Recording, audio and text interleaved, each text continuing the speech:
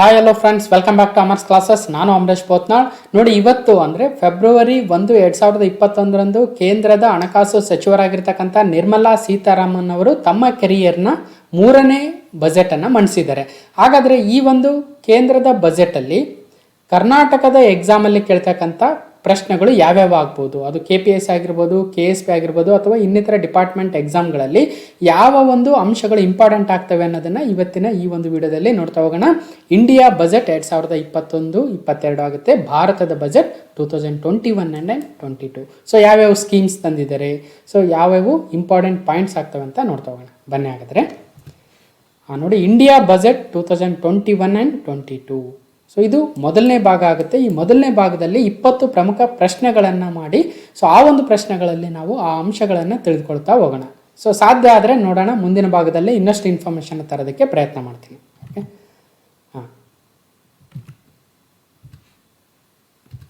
Okay ನೋಡಿ, ನಿರ್ಮಲಾ ಸೀತಾರಾಮನ್ ಅವರು ತಮ್ಮ 3ನೇ ಬಜೆಟನ್ನು ಮಂಡಿಸಿದ್ದಾರೆ.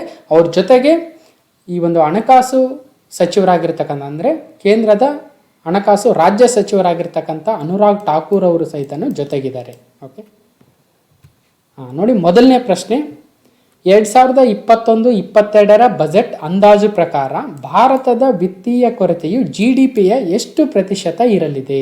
ಅಂದರೆ what could be the fiscal deficit to budget estimates of this budget 2021 and 22. ಅಂದರೆ ಇಲ್ಲೇನು ಮಾಡ್ತಾರೆ, ಈ ಒಂದು ಬಜೆಟ್ ಇನ್ನೂ ಮಾರ್ಚ್ವರೆಗೂ ಒಂದು ಅಂಕಿಅಂಶಗಳನ್ನು ಸೇರಿಸ್ಕೊಳ್ತಾರೆ ಈ ಒಂದು ಬಜೆಟಲ್ಲಿ.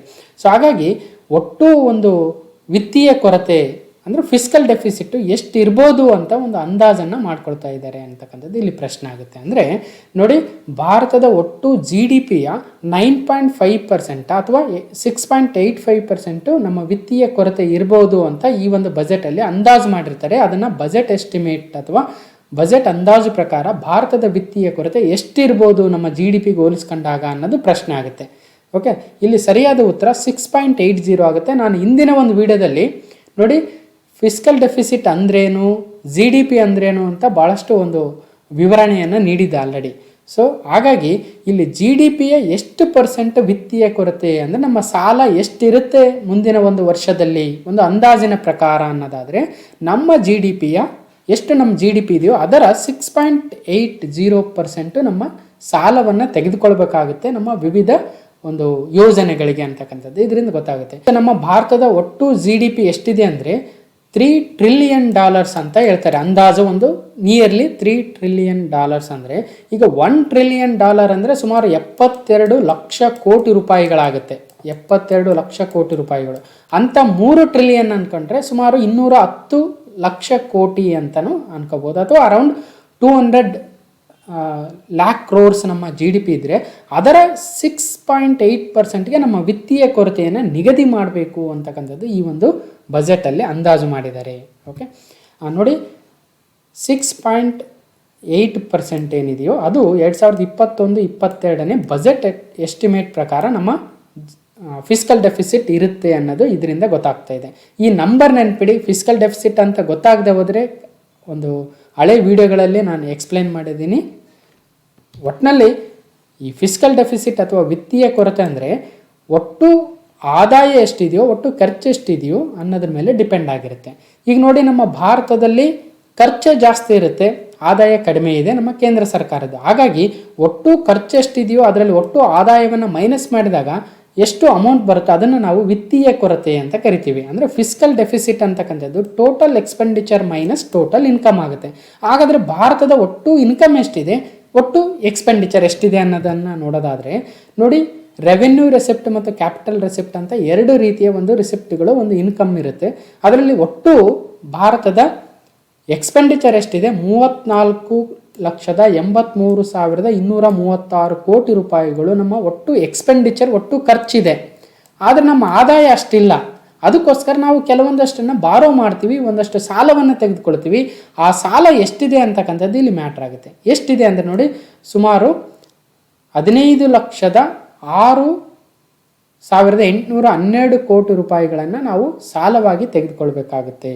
ಓಕೆ, ಸೊ ಹಾಗಾಗಿ ಇಲ್ಲಿ ಎಷ್ಟು ನಮ್ಮ ಫಿಸ್ಕಲ್ ಡೆಫಿಸಿಟ್ ಇದೆ ಅನ್ನೋದಾದರೆ 6.8% ಆಫ್ ದ ಟೋಟಲ್ GDP ಅಂತಕ್ಕಂಥದ್ದು ನೆನಪಿರಲಿ. ಓಕೆ, ಸೊ ಸೊ ಇಷ್ಟು ಅರ್ಥ ಆಯಿತು ಅಂದ್ಕೊಳ್ತೀನಿ. ನೋಡಿ, ಫಿಸ್ಕಲ್ ಡೆಫಿಸಿಟ್ ಎಷ್ಟಿದೆ? 6.8%. ನಾವು ಕೋಟಿ ರೂಪಾಯಿಗಳಲ್ಲಿ ಹೇಳೋದಾದರೆ 15,06,812 ಕೋಟಿ ರೂಪಾಯಿಗಳ ಸಾಲವನ್ನು ಭಾರತ ತೆಗೆದುಕೊಳ್ಬೇಕಾಗುತ್ತೆ. ಹಾಗಾಗಿ ವಿವಿಧ ಯೋಜನೆಗಳಿಗೆ ನಾವು ಖರ್ಚನ್ನು ಮಾಡ್ಬೋದು. ಇಲ್ಲದೆ ಹೋದರೆ ಖರ್ಚು ಮಾಡೋದಕ್ಕೆ ನಮ್ಮ ಹತ್ರ ದುಡ್ಡಿರಲ್ಲ ಅಂತಕ್ಕಂಥದ್ದು ಇದರಿಂದ ಗೊತ್ತಾಗುತ್ತೆ. ಓಕೆ, ನೆಕ್ಸ್ಟ್ ಒನ್ನು 2020-21 ಆರ್ಥಿಕ ವರ್ಷದ ಹಣಕಾಸಿನ ಕೊರತೆಯ ಅಥವಾ ವಿತ್ತೀಯ ಕೊರತೆಯ ನಿಜವಾದ ಅಂದಾಜು ಎಷ್ಟು, ಏನು ಅಂತಕ್ಕಂಥದ್ದು ಇಲ್ಲಿ ಪ್ರಶ್ನೆ ಆಗುತ್ತೆ. ನೋಡಿ, ಇಲ್ಲಿ 2020-21 ವರ್ಷದ ಒಂದು ಹಣಕಾಸಿನ ನಿಜವಾದ ಅಂದಾಜು, what was the real estimate of the fiscal deficit of the financial year 2020-21. ಅಂದರೆ ಈಗ ಹೆಂಗೆ ನಾವು 2020-22ಗೆ ಯಾವ ರೀತಿಯಾಗಿ ಬಜೆಟ್ನ ಮಂಡನೆ ಮಾಡಿ ಆ ಬಜೆಟಲ್ಲಿ ನಮ್ಮ ಫಿಸ್ಕಲ್ ಡೆಫಿಸಿಟ್ ಎಷ್ಟಿರ್ಬೋದು ಅಂತ ಒಂದು ಅಂದಾಜನ್ನು ಯಾವ ರೀತಿಯಾಗಿ ಮಾಡ್ಕೊಂಡಿದ್ದೀವಿ ಅಂದರೆ ಒಟ್ಟು GDPಯ 6.8% ನಮ್ಮ ಒಂದು ಫಿಸ್ಕಲ್ ಡೆಫಿಸಿಟ್ ಅಥವಾ ವಿತ್ತೀಯ ಕೊರತೆ ಇರುತ್ತೆ ಅಂತ ನಾವು ಯಾವ ರೀತಿಯಾಗಿ ಅಂದಾಜು ಮಾಡಿದ್ದೀವಿ, ಅದನ್ನು ನೆಕ್ಸ್ಟ್ ಇಯರ್ ಬಜೆಟಲ್ಲಿ ಆ್ಯಕ್ಚುಲಿ ಎಷ್ಟಾಯಿತು ಅನ್ನೋದನ್ನು ಕೊಡ್ತಾ ಹೋಗ್ತಾರೆ. ಹಾಗಾಗಿ ಇಲ್ಲಿ ಸರಿಯಾದ ಉತ್ತರ ಏನಾಗುತ್ತೆ? 9.5%. ಆ್ಯಕ್ಚುಲಿ 2020-21 ಬಜೆಟನ್ನು ನಿರ್ಮಲಾ ಸೀತಾರಾಮನ್ ಅವರು ಮಂಡಿಸಿದಾಗ ನಮ್ಮ GDPಯ ಒಟ್ಟು 3.5% ನಮ್ಮ ಫಿಸ್ಕಲ್ ಡೆಫಿಸಿಟ್ ವಿತ್ತೀಯ ಕೊರತೆ ಇರಬಹುದು ಅಂತ ಅಂದಾಜು ಮಾಡಿದರು. ಆದರೆ ಆ ಒಂದು 2020-21 ಒಟ್ಟು ಫೈನಾನ್ಷಿಯಲ್ ಇಯರ್ ಕಂಪ್ಲೀಟ್ ಆದ ನಂತರ ಏನಾಯಿತು? ಕೋವಿಡ್ ಲಾಕ್ಡೌನ್ ಆಗಿರೋದ್ರಿಂದ ಭಾರತದಲ್ಲಿ ಆರ್ಥಿಕ ಹಿಂಜರಿತ ಆಯಿತು, ಆರ್ಥಿಕ ಕುಸಿತ ಆಯಿತು, ಎಲ್ಲ ವ್ಯಾಪಾರ ವಹಿವಾಟುಗಳು ಬಂದಾದವು. ಹಾಗಾಗಿ ಭಾರತ ಸರ್ಕಾರ ಬಹಳಷ್ಟು ಸಾಲವನ್ನು ತೆಗೆದುಕೊಳ್ಬೇಕಾಯಿತು. ಆತ್ಮನಿರ್ಭರ್ ಪ್ಯಾಕೇಜಲ್ಲಿ ಸುಮಾರು 27 ಲಕ್ಷ ಕೋಟಿ ರೂಪಾಯಿಗಳನ್ನು ಇನ್ವೆಸ್ಟ್ ಮಾಡಬೇಕಾಯಿತು. ಹಾಗಾಗಿ ಭಾರತದ ಫಿಸ್ಕಲ್ ಡೆಫಿಸಿಟ್ಟು ಸಾಲ ಹೆಚ್ಚಿಗೆ ಆಗ್ತಾ ಬಂತು. 3.5% ಆಫ್ GDP ನಮ್ದು ಏನು ಇರಬೇಕಾಗಿತ್ತು ವಿತ್ತೀಯ ಕೊರತೆ, ಅದು 9.5% ಏರಿತು ಅಂತಕ್ಕಂಥದ್ದು ನಾವು ಗಮನಿಸಬೇಕು. ಸೊ ಮುಂದಿನ ವರ್ಷ ಸಹಿತ ಈಗ ಏನು 6.8% ಅಂತ ಏನು ಹೇಳ್ತಾ ಇದ್ದಾರೋ ಅದು ಜಾಸ್ತಿನೇ ಆಗ್ಬೋದು ಅಥವಾ ಕಡಿಮೆನೇ ಆಗ್ಬೋದು. ಜನರಲ್ ಆಗಿ ಜಾಸ್ತಿ ಆಗ್ತಾ ಹೋಗುತ್ತೆ. ಅದಕ್ಕೋಸ್ಕರ ನೋಡಿ 2020-21 ರಿಯಲ್ ಎಸ್ಟಿಮೇಟ್ ಏನಾಯಿತು 3.5%ಇಂದ 9.5%ಗೆ ಏರಿತು. ಯಾಕಂದರೆ ಹಲವಾರು ಕಾರಣಗಳನ್ನು ನಾವು ನೋಡ್ತಾ ಇದ್ದೀವಿ. ಸೊ ಅಷ್ಟೊಂದು ಒಂದು ವಿತ್ತೀಯ ಕೊರತೆ ಕಂಡು ಬಂತು ಅಂತಕ್ಕಂಥದ್ದು ಇಲ್ಲಿ ಗಮನಿಸಬೇಕು. ಅಂದರೆ ಒಟ್ಟು ನೋಡಿ ಎಷ್ಟು ನಾವು ಸಾಲವನ್ನು ತೆಗೆದುಕೊಳ್ಬೇಕಾಯ್ತು ಅಂದರೆ 9.5% ಆಫ್ ದ GDP. ನಮ್ಮ GDP ಸುಮಾರು 200 ಲಕ್ಷ ಕೋಟಿ ರೂಪಾಯಿಗಳು ಏನಿದೆಯೋ ಅದರ ಒಂದು ಅಂದಾಜು 10% ಅಂದರೆ ಸುಮಾರು 20 ಲಕ್ಷ ಕೋಟಿ ರೂಪಾಯಿ. ಸೊ ಅಲ್ಲಿ ಒಂದು ಸ್ವಲ್ಪ ಹೆಚ್ಚು ಕಮ್ಮಿ ಆಗಿದ್ದಕ್ಕೆ ಸುಮಾರು 18.5 ಲಕ್ಷ ಕೋಟಿ ರೂಪಾಯಿಗಳು ಏನಿದ್ದಾವೆ ಅಷ್ಟು ನಮ್ಮ ಸಾಲ ಕಳೆದ ವರ್ಷ ನಾವು ತೆಗೆದುಕೊಂಡ್ವಿ. ಯಾಕೆ? ಆರ್ಥಿಕ ಹಿಂಜರಿತ, ಲಾಕ್ಡೌನು, ಇನ್ನಿತರ ಕಾರಣಗಳಿಗಾಗಿ. ಸೊ ಒಟ್ಟು ನಮ್ಮ ಫಿಸ್ಕಲ್ ಡೆಫಿಸಿಟು 18.5 ಲಕ್ಷ ಕೋಟಿ ರೂಪಾಯಿಗಳಾಗಿತ್ತು ಹೋದ ವರ್ಷ. ಈ ವರ್ಷ ಎಷ್ಟಾಗ್ಬೋದು ಮುಂದಿನ ವರ್ಷದಲ್ಲಿ ಅಂದರೆ ಸುಮಾರು 15 ಲಕ್ಷ ಕೋಟಿ ರೂಪಾಯಿಗಳಂತ ಹೇಳ್ತಾ ಇದ್ದಾರೆ. ಈಗ ಹಲವಾರು ಯೋಜನೆಗಳಿಗೆ ಎಷ್ಟೆಷ್ಟು ಖರ್ಚಾಗುತ್ತೆ ನೋಡಿ, ನಮ್ಮ ಆದಾಯ ಎಷ್ಟು ಬರುತ್ತೆ ಅದೆಲ್ಲವನ್ನು ನೋಡಿದಾಗ ಮೋಸ್ಟ್ಲಿ ಇದು ಕೂಡ ಒಂದು 20 ಲಕ್ಷ ಕೋಟಿ ರೂಪಾಯಿಗಳಿಗೂ ಹೋಗ್ತಕ್ಕಂಥ ಚಾನ್ಸಸ್ ಇದ್ದೇ ಇದೆ. ಓಕೆ, ಸೊ ಇಷ್ಟು ತಿಳ್ಕೊಂಡ ನಂತರ ಈಗ ವಿ ಆಕಾರದ ಚೇತರಿಕೆ ಎಂದರೇನು? What is V shaped recovery ಅಂದರೆ ನೋಡಿ, ವಿ ಶೇಪ್ಡ್ ರಿಕವರಿ ಅಂದರೆ ಒಂದು ದೇಶದಲ್ಲಿ GDP ಗ್ರೋತು ಒಂದು ವಿ ಶೇಪ್ಡ್ ರಿಕವರಿಯನ್ನು ಕಾಣುತ್ತೆ. ಏನಾಯಿತು ನೋಡಿ, 2019ರಲ್ಲಿ ನಮ್ಮ GDP ಒಂದು ಲೆವೆಲ್ಗಿತ್ತು. ಯಾವಾಗ COVID-19 ಲಾಕ್ಡೌನ್ ಟೈಮಲ್ಲಿ ಆರ್ಥಿಕ ಹಿಂಜರಿತ ಆಯಿತು, ಆಗ ನೋಡಿ ನಮ್ಮ GDP ಪಾತಾಳಕ್ಕೆ ಕುಸಿತು. ನಂತರ ಏನಾಯಿತು, ಲಾಕ್ಡೌನ್ ತೆರವಾದ ನಂತರ ಮತ್ತೆ ಆರ್ಥಿಕ ಚಟುವಟಿಕೆಗಳು ಗರಿಗೆದರಿದವು, ಭಾರತದ GDP ಏರ್ತಾ ಬಂತು. ಈ ರೀತಿ ಒಂದು ಶಾರ್ಪ್ ಡಿಕ್ಲೈನ್ ಆಗಿ ಮತ್ತೆ ಶಾರ್ಪ್ ಏರೋದನ್ನು ನಾವು ವಿ ಶೇಪ್ಡ್ ರಿಕವರಿ ಅಥವಾ ವಿ ಶೇಪ್ಡ್ ಗ್ರೋತ್ ಅಂತ ಕರಿತೀವಿ. ನೋಡಿ, ಪ್ರಪಂಚದ ಬೇರೆ ಎಕಾನಮಿಗಳು ಸಹಿತ ಇದೇ ರೀತಿಯ ಒಂದು ವಿ ಶೇಪ್ಡ್ ರಿಕವರಿಯನ್ನು ಕಾಣ್ತಾ ಇದ್ದಾವೆ. ಆದರೆ ಭಾರತದಲ್ಲಿ ಒಂಚೂರು ಜಾಸ್ತಿನೇ ಕಾಣಿಸ್ತಾ ಇದೆ. ಓಕೆ, ಇದು ವಿ ಶೇಪ್ಡ್ ರಿಕವರಿ ಅಂತ ಕರಿತೀವಿ. ನಾ ಆಲ್ರೆಡಿ ಇಂದಿನ ಕರೆಂಟ್ ಇವೆಂಟ್ಸ್ಗಳಲ್ಲಿ ಹೇಳ್ತಾ ಇದ್ದೆ, ಬಿದ್ದಿದ್ದ GDP ನಿರೀಕ್ಷೆಗೂ ಮೀರಿ ಚೇತರಿಕೆಯನ್ನು ಕಾಣಿಸ್ತಾ ಇದೆ ಅಂತ. ಸೊ ಅದನ್ನು ಬಜೆಟಲ್ಲೂ ಸಹಿತ ಮೆನ್ಷನ್ ಮಾಡಿದ್ದಾರೆ ನೋಡಿ, V shaped recovery. Okay, next 4ನೇ ಪ್ರಶ್ನೆ, ಕೇಂದ್ರ ಸರ್ಕಾರದ ಆದಾಯದಲ್ಲಿ ಅತಿ ಹೆಚ್ಚು ಪಾಲು ಯಾವುದರಿಂದ ಬರುತ್ತದೆ? ಅಂದರೆ which of the following sector contributes highest share to the central government income? ನೋಡಿ, ಸೆಂಟ್ರಲ್ ಗವರ್ನಮೆಂಟ್ ಅವರು ಈಗ ಹಲವಾರು ಕಾರ್ಯಕ್ರಮಗಳಿಗೆ ಹಣವನ್ನು ಕೊಡಬೇಕಾಗುತ್ತೆ. ಅದರಲ್ಲಿ ಅದಕ್ಕೆ ಇನ್ಕಮ್ಗಳು ಬೇರೆ ಬೇರೆ ಸೋರ್ಸಸ್ಸಿಂದ ಬರ್ತಾ ಹೋಗ್ತವೆ. ಕೆಲವೊಂದು ಟ್ಯಾಕ್ಸಿಂದ ಬರುತ್ತೆ, GSTಯಿಂದ ಬರುತ್ತೆ, ಕೆಲವೊಂದು ಬೇರೆ ಬೇರೆ ಇನ್ಕಮ್ಗಳು ಏನಿದ್ದಾವೆ, ಕೆಲವೊಂದು ಸಾಲವನ್ನು ಪಡಿಬೇಕಾಗುತ್ತೆ. ಒಟ್ಟಿನಲ್ಲಿ ಅತಿ ಹೆಚ್ಚು ಪಾಲು ಅದಕ್ಕೆ ಖರ್ಚಿಗೆ ಮಾಡಬೇಕಾದ್ರೆ ಅದಕ್ಕೆ ಸೋರ್ಸ್ ಎಲ್ಲಿಂದ ಬರುತ್ತೆ ಅನ್ನೋದು ಇಲ್ಲಿ ಪ್ರಶ್ನೆ ಆಗುತ್ತೆ ನೋಡಿ. Corporation tax, income tax, goods and services tax, GST, borrowings and other liabilities. ಅಂದರೆ ಅತಿ ಹೆಚ್ಚು ಪಾಲು ಬಾರೋಯಿಂಗ್ಸ್ ಅಥವಾ ಸಾಲಗಳಿಂದನೇ ಪಡಿತಾ ಇದೆ ಭಾರತ ಸರ್ಕಾರ. ಸೊ ಎಷ್ಟು ಪರ್ಸೆಂಟು? ಈಗ ನಾವು 1 ರೂಪಾಯಿ ಅಂದ್ಕೊಂಡ್ರೆ ಆ 1 ರೂಪಾಯಿದಲ್ಲಿ 100 ಪೈಸೆ ಇರುತ್ತೆ. ಆ 100 ಪೈಸದಲ್ಲಿ ಅತಿ ಹೆಚ್ಚು ರೂಪಾಯಿ ಕಮ್ಸ್ ಫ್ರಮ್ ಎಲ್ಲಿಂದ ನಮ್ಮ ಭಾರತ ಸರ್ಕಾರಕ್ಕೆ 100 ರೂಪಾಯಿ ಆದಾಯದಲ್ಲಿ ಎಲ್ಲಿಂದ ಜಾಸ್ತಿ ಬರ್ತಾ ಇದೆ ಅಂದರೆ ಬಾರೋಯಿಂಗ್ಸ್ ಆ್ಯಂಡ್ ಅದರ್ ಲಯಬಿಲಿಟೀಸ್. ಅಂದರೆ ಸಾಲಗಳಿಂದನೇ 36 ಪೈಸೆ ಬರ್ತಾ ಇದೆ. ಅತಿ ಹೆಚ್ಚು ಸಿಂಹ ಪಾಲನ್ನು ಎಲ್ಲಿಂದ ಪಡಿತಾ ಇದೆ ಭಾರತ ಅಂದರೆ ಸಾಲವನ್ನು ಪಡಿತಾ ಇದೆ ಅಂತಕ್ಕಂಥದ್ದು. ಓಕೆ, ನೆಕ್ಸ್ಟ್ ನೋಡಿ GST ಬರುತ್ತೆ, goods and services tax 15 paisa. Okay, ಇಲ್ಲಿದೆ ನೋಡಿ, ಇದು GST. ಅಂದರೆ ಇಷ್ಟು ಅಮೌಂಟು 1 ರೂಪಾಯಿದಲ್ಲಿ ಇಷ್ಟು ಅಮೌಂಟು GSTಯಿಂದ ಬರುತ್ತೆ. ನೆಕ್ಸ್ಟು ಇನ್ಕಮ್ ಟ್ಯಾಕ್ಸಿಂದ, ಅಂದರೆ GST ಒಂದು ಇಂಡೈರೆಕ್ಟ್ ಟ್ಯಾಕ್ಸ್ ಆದರೆ ಇನ್ಕಮ್ ಟ್ಯಾಕ್ಸ್ ನೇರವಾಗಿರ್ತಕ್ಕಂಥ ತೆರಿಗೆ ಆಗುತ್ತೆ. ಅದು 14 ಪೈಸೆ ಅಂದರೆ ಕಾಂಟ್ರಿಬ್ಯೂಷನನ್ನು ಕೊಡ್ತಾ ಇದೆ ಭಾರತದ ಆದಾಯಕ್ಕೆ. ಅದು ನೆಕ್ಸ್ಟು ಕಾರ್ಪೊರೇಟ್ ಟ್ಯಾಕ್ಸ್ ಆಗುತ್ತೆ, ಅಂದರೆ ಕಂಪನಿಗಳಿಗೆ ಏನು ತೆರಿಗೆಯನ್ನು ಹಾಕ್ತಾರೆ ಅದಾಗುತ್ತೆ. ಅದಾದ ನಂತರ ಬೇರೆ ಬೇರೆ ವಿಧವೇ, ಈ 3 ಆದರೂ ಇಂಪಾರ್ಟೆಂಟು. ಕೆಲವೊಂದು ಕಡೆ ಏನು ಕೇಳ್ತಾರೆ, ಈ ರೀತಿಯ ಕ್ವಶನ್ ಕೇಳ್ತಾರೆ. ಓಕೆ, ಅಂದರೆ ಅತಿ ಹೆಚ್ಚು ಯಾವುದರಿಂದ ಬರುತ್ತೆ ಅಂದರೆ ಸಾಲದಿಂದನೇ ಭಾರತ ಪಡಿತಾ ಇದೆ. ಸೊ ಆದ್ದರಿಂದ ಸರಿಯಾದ ಉತ್ತರ ಬಾರೋಯಿಂಗ್ಸ್ ಆ್ಯಂಡ್ ಅದರ್ ಲಯಬಿಲಿಟೀಸಿಂದನೇ ಕೇಂದ್ರ ಸರ್ಕಾರದ ಆದಾಯದಲ್ಲಿ ಅತಿ ಹೆಚ್ಚು ಪಾಲು ಬರ್ತಾ ಇದೆ. ಓಕೆ, ನೆಕ್ಸ್ಟ್ ಈಗ 1 ರೂಪಾಯಿ ಇನ್ಕಮ್ ಬಂತು. ಆ 1 ರೂಪಾಯಿದಲ್ಲಿ ಭಾರತ ಆಲ್ಮೋಸ್ಟ್ 1 ಅಂದರೆ 1 ರೂಪಾಯಿ 20 ಪೈಸಾನ ಖರ್ಚು ಮಾಡ್ತಾ ಇದೆ ಅಲ್ವಾ. ಸೊ ಆ ಖರ್ಚಿಗೆ ಹೆಚ್ಚಿನ ಹಣ ಸಾಲದಿಂದನೇ ಪಡಿಬೇಕಾಗುತ್ತೆ. ಒಟ್ಟಿನಲ್ಲಿ ಈ ಒಂದು ಇನ್ಕಮಲ್ಲಿ ಹೆಚ್ಚಿನ ಮೊತ್ತವನ್ನು ಯಾವುದಕ್ಕೆ ಭಾರತ ವಿನಿಯೋಗಿಸ್ತಾ ಇದೆ ಅನ್ನೋದು ನೆಕ್ಸ್ಟ್ ಪ್ರಶ್ನೆ ಆಗುತ್ತೆ. ಅಂದರೆ ಕೇಂದ್ರ ಸರ್ಕಾರವು ತನ್ನ ಒಟ್ಟು ಆದಾಯದಲ್ಲಿ ಅತಿ ಹೆಚ್ಚು ಮೊತ್ತವನ್ನು ಯಾವುದಕ್ಕೆ ವಿನಿಯೋಗಿಸುತ್ತದೆ ಅಂದರೆ central government spends its maximum income to the following. ಏನು ಇಂಟ್ರೆಸ್ಟ್ ಪೇಮೆಂಟ್ಗ ಅಂದರೆ ಸಾಲವನ್ನು ಪಡಿತಾ ಇದೆ ಅಲ್ವಾ, ಅದಕ್ಕೆ ಬಡ್ಡಿ ಕಟ್ತಾ, ಅಥವಾ ರಾಜ್ಯಗಳಿಗೆ ಒಂದು ಶೇರನ್ನು ಕೊಡ್ತಾ ಇದೆಯಾ, ಅಥವಾ ಸೆಂಟ್ರಲ್ ಸೆಕ್ಟರ್ ಸ್ಕೀಮ್ ಅಂತ ಏನಿದ್ದಾವೆ ಆ ಒಂದು ಯೋಜನೆಗಳಿಗೆ, ಕೇಂದ್ರ ಸರ್ಕಾರದ ಯೋಜನೆಗಳೇನಿದ್ದಾವೆ ಅದಕ್ಕೆ ಇನ್ವೆಸ್ಟ್ ಮಾಡ್ತಾ ಇದೆಯಾ, ಅಥವಾ ಸೆಂಟ್ರಲಿ ಸ್ಪಾನ್ಸರ್ಡ್ ಸ್ಕೀಮ್ ಅಂತ ಕರಿತೀವಿ, ಕೇಂದ್ರದ ಪ್ರಾಯೋಜಕತ್ವದ ಒಂದು ಯೋಜನೆಗಳಿರ್ತವೆ, ಅದರಲ್ಲಿ ಕೇಂದ್ರ ಒಂದಷ್ಟು ಅಮೌಂಟ್ ಕೊಟ್ಟರೆ ಇನ್ನಷ್ಟು ಪಾಲನ್ನು ರಾಜ್ಯ ಸರ್ಕಾರಗಳು ಕೊಡ್ತಾ ಇರ್ತವೆ. ಈ 4 ಯಾವುದೋ ಒಂದು ವಿಭಾಗಕ್ಕೆ ಭಾರತ ಅತಿ ಹೆಚ್ಚಿನ ಒಂದು ಅಮೌಂಟನ್ನು ಇನ್ವೆಸ್ಟ್ ಮಾಡ್ತಾ ಇದೆ, ವಿನಿಯೋಗ ಮಾಡ್ತಾ ಇದೆ ತನ್ನ ಒಂದು ಆದಾಯದಲ್ಲಿ.